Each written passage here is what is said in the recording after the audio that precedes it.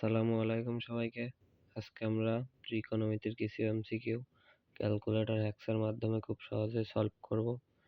তো সবাই দেখো, প্রথমে আমরা 5 নাম্বারটা দেখব। 5 নাম্বারটা দেখো কি বলছে, sec theta plus tan theta equal to 2। sec theta সমান সমান আমরা জানি 1/cos থিটা, থিটারে আমরা x ধরবো, plus tan theta, tan x equal to 2 shift calc solve দিলে একটা মান আসবে। মান আসার পরে এখানে বলছে 1 প্লাস সাইন থিটা সমান কি, এখানে লিখবো 1 plus sine x equal to 8/5, এখানে আসবে 8/5। তারপর আমরা এখানে লিখবো 8/5। এবার অপশন টেস্ট করব।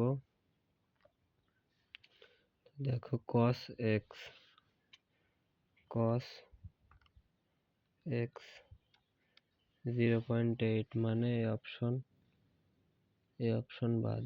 বি অপশন দেখো 2 cos x, 2 into cos x equal to 8/5 মানে রাইট